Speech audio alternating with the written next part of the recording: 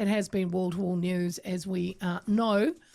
But after nearly 4 years on the run, Tom Phillips has been shot dead, and his 3 kids, thankfully, have been found safe and well. One of the 3 kids was taken into custody after a violent confrontation early on Monday morning on a rural road in the Waikato, in which Phillips shot a male police constable multiple times in the head with a high-powered rifle before being fatally shot by another police officer. His other 2 children were found yesterday afternoon alone at a campsite near Teanga Road. How did it all unfold? Monday, 2:30 a.m, police received an alert to a burglary at PGG Wright's in a farm supply store in Pio, a small town in the Waitomo district. The location and description of the burglars led police to believe it could be Phillips, and a backup was called. Phillips was seen on a quad bike with a passenger on Waipuna Road. That road intersects with Teanga Road, which is the main route that leads back to Marokopa, where he was believed to be hiding out. At around 3:20 in the morning, officers laid spikes on the intersection between the 2 roads, about 20 k's from Pio. Phillips then rode the quad bike over the spikes, which halted the vehicle. Police officer arrived at the scene in their patrol car where they were shot at from a short distance. Another patrol car arrived. The officers engaged with Phillips, shooting him dead. When asked how police knew where to place the road spikes, senior officers have said officer intuition.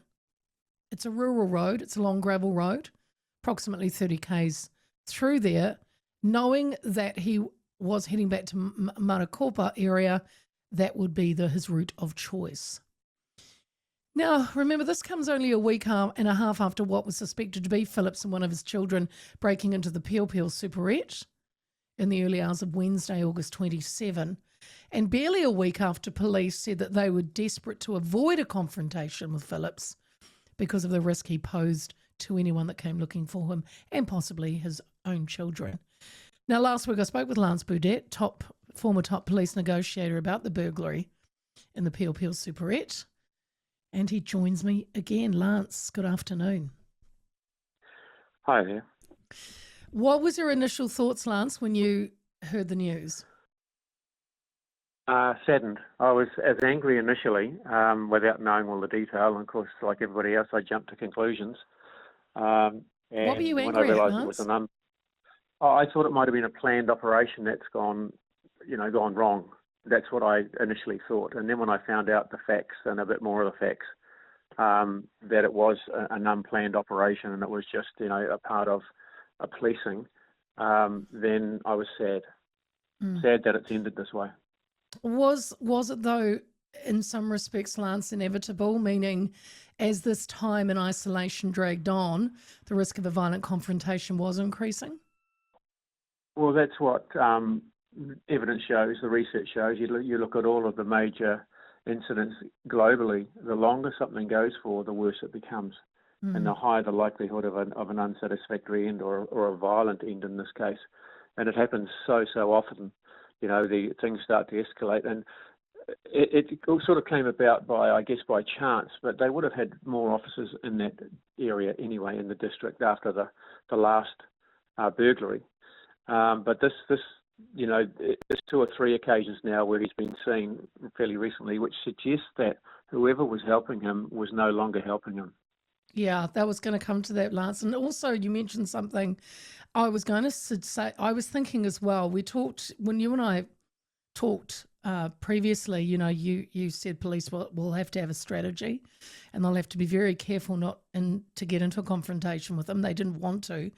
So I think you've touched on it, because I feel what's unfolded here is more than an opportunity that's presented itself over an actual plan. Yeah, it's a situation that just came out of nowhere. Now, whenever you're doing a major operation, you always have a backup plan. They call it an immediate action plan should something untoward happen before you're deploying your plan. And whether or not they actually did that, and whether staff were briefed, I don't know. I'm not privy to that. But they would have been on a heightened alert in the area just in case something that did crop up. So they would have been certainly heightened awareness, and particularly when a quad bike was, when the call came over the radio, people would know straight away who it was. All the police would know. And you did mention too, I mean, we had the superette Lance, that's what we talked about, and then a week later the farm supply store.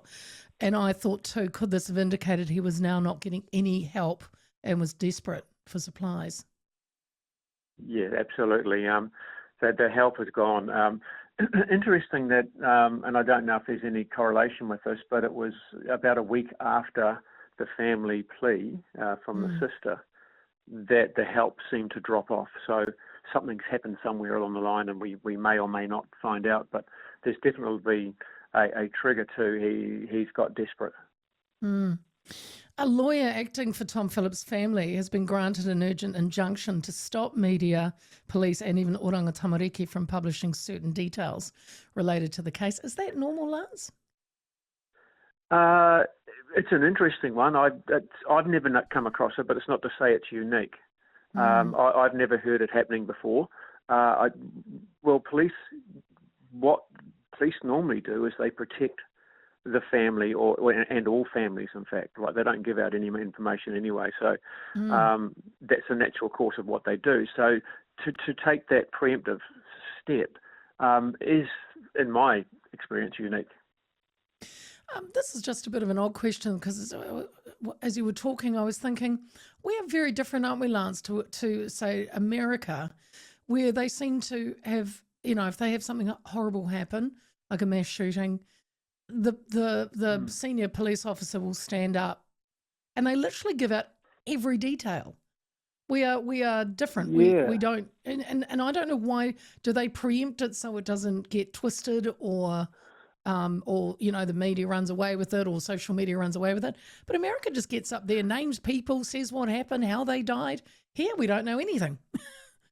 No, that's true. And when I was fortunate to go to America and to attend the FBI Negotiators course, when a real incident happened while we were there, which was unfortunately a school shooting, they turned the TV on in the classroom, so we could all watch live what was happening. And they're unafraid of the media. In fact, they use them in many, many ways. They actually use the media proactively in the Washington sniper incident. So they are very proactive with they actually use helicopters from media to get in there and provide surveillance if they need to. So there's that collaboration.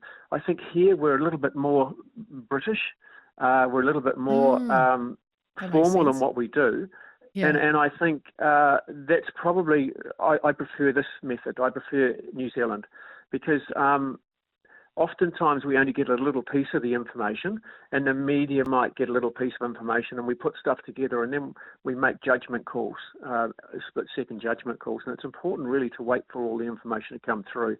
And sometimes police, it's happened before, they've stood up and said this is what they know, and it's turned out to be completely incorrect. Yeah, because they're only basing it on scant information. So I think that whole cautious approach is the right one. But the problem is it fills the void with other reckons. And I've been on having a quick look at social media, and I stopped. There were so many reckons, and it got quite hostile. It got quite. I know. I wanted to talk to you about that because what do you say to the people? And it's prompted me to write a post.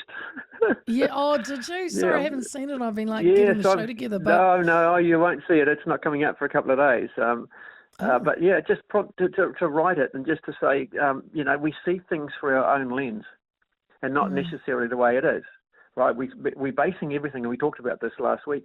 Everything is based on what our upbringing, mainly our values, and what we value.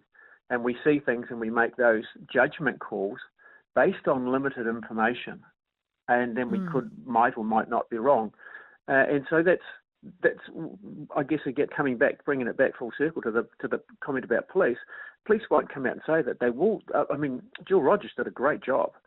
I thought she gave more information than most other senior officers would have given. She said this is the situation, cool. This is what we're doing, and she was on the ground. I mean that's quite rare. They sometimes are on the ground, but they're not actually out there in a raincoat, standing on the side of the road giving a briefing, right? So the police are getting better at this.